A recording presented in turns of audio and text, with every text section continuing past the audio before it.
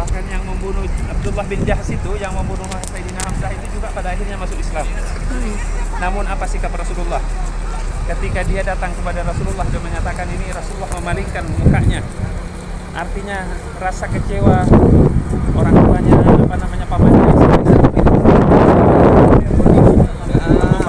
sehingga dia tidak mau memandang wajah bin Jahsh.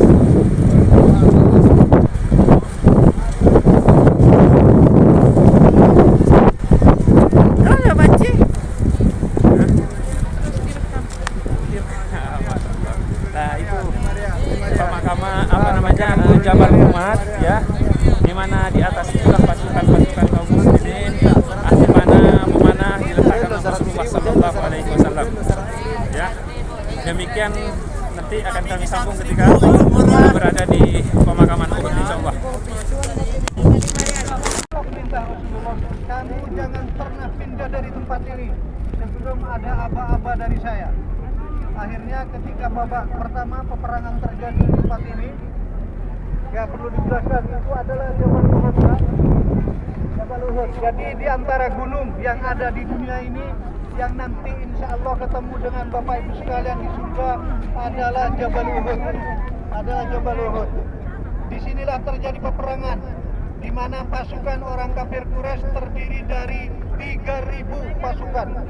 Sedangkan dari pasukan yang dipimpin oleh Rasulullah hanya 1.000. Cuman dari 1.000 itu tidak utuh, tinggal 700. Yang 300 dipengaruhi oleh orang tokoh munafik, yaitu Abdullah bin Ubay. Jadi dipengaruhi 300 orang pulang, tidak sampai menuju ke medan tempur. Setelah terjadi pertempuran di hari-hari pertama, umat Islam memperoleh suatu kemenangan. Ya, orang kafir Quraisy tidak sampai di sana. Panglima perangnya bernama Khalid bin Walid. Khalid bin Walid pinter, berarti paham kalau orang Islam itu melihat uang, melihat harta pasti terbelalak. Dijatuhkanlah harta-harta oleh orang kafir Quraisy. Kemudian tidak lama lagi pasukan pemanah yang seharusnya tidak boleh turun dari tempat itu turun, mengambil harta-harta yang dilepas oleh orang kafir Quraisy. Akhirnya apa yang terjadi? Pos yang strategis itu, yang katanya Rasulullah tidak boleh turun dari tempat itu, ditempati oleh orang kafir Quraisy. Akhirnya terjadilah peperangan yang tahap kedua, sampai panglima perang paman Rasulullah bernama Sayyidina Hamzah gugur di tempat ini. Ya, termasuk diantaranya adalah 70 orang syuhada gugur di tempat ini.